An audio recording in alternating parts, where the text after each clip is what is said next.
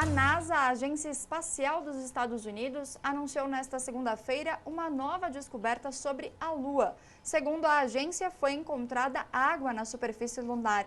Sobre esse assunto, a gente conversa agora com o mestre de ensino de astronomia pela Universidade de São Paulo, Paulo Leme, que gentilmente nos atende na tarde desta segunda-feira. Professor, muito boa tarde para o senhor. E eu gostaria de saber se esse tema já era estudado, né, desde a década passada, por que só agora foi possível de a gente obter esses resultados em relação a essa água que foi encontrada na superfície lunar. Boa tarde. Boa tarde a todos. Essa área de pesquisa de água na Lua está sendo pesquisada já há muito tempo, né? Porque ela favorece muito as viagens à Lua, porque não haveria necessidade de levar água para lá, uma vez que você pode extrair do próprio solo lunar. Mas as pesquisas são sempre demoradas, as pesquisas científicas, né? Especialmente porque essa água não foi encontrada onde normalmente as viagens anteriores à Lua foram realizadas.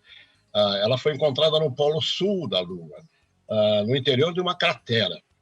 E isso só foi possível graças a um novo telescópio, né, chamado SOFIA, que trabalha na região do infravermelho, não da luz visível, da luz infravermelha.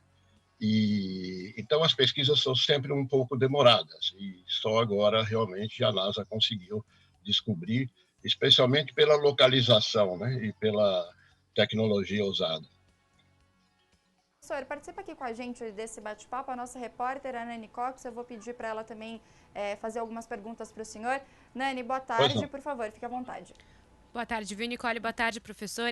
Eu queria entender até, né, na coletiva de descoberta de hoje, a pesquisadora da NASA, Casey Honeyball, disse que são apenas as moléculas de água porque estão tão espalhadas que não interagem umas com as outras para formar gelo ou estar na forma líquida. Eu queria que o senhor traduzisse isso para a gente, né? O que isso significa?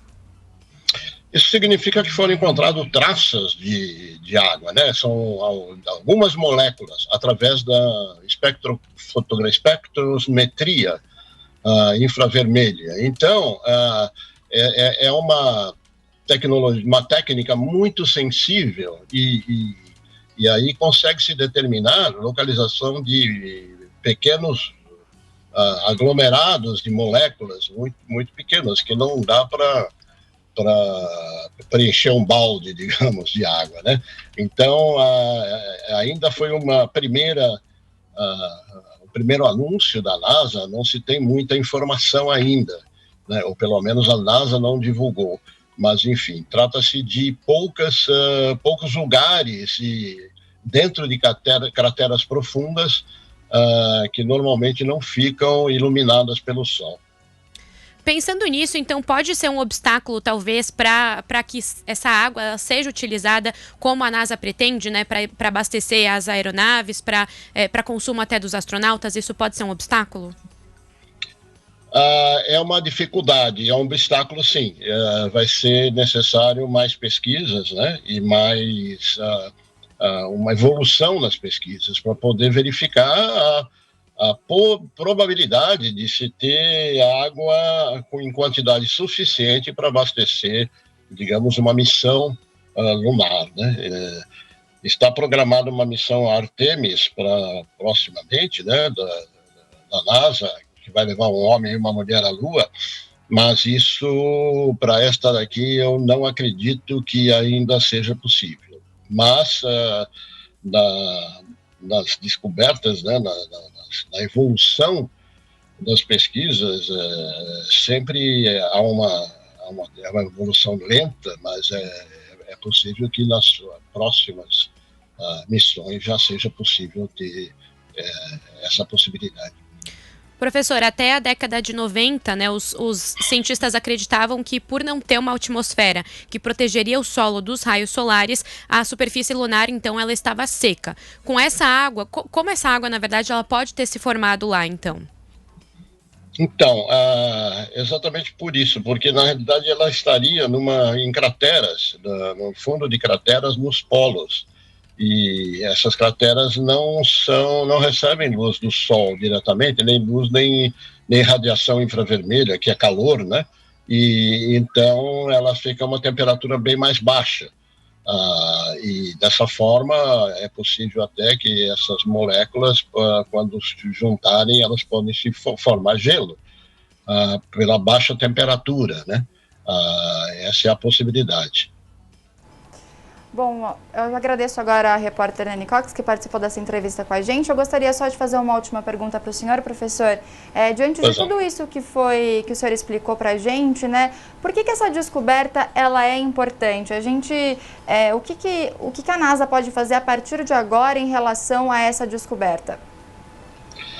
Ela pode evoluir e concentrar as pesquisas nessa área, né? Porque você sabe, as pesquisas sempre custam muitos dólares, né, para efetuar. Então, recebem normalmente, os projetos recebem uma certa verba para serem utilizados. Como essa possibilidade foi encontrada agora, certamente a NASA e os outros, a ESA provavelmente, a European Space Agency da Europa, podem atribuir mais verbas para essa pesquisa, e com vistas exatamente a extrair água da Lua para poder fornecer água para as futuras missões lunares. Perfeito, a gente conversou agora então com Paulo Leme, que é mestre no ensino de astronomia pela Universidade de São Paulo. Muito obrigada, professor, pelas explicações. Uma ótima semana para o senhor. Obrigado, é um prazer estar aqui com vocês.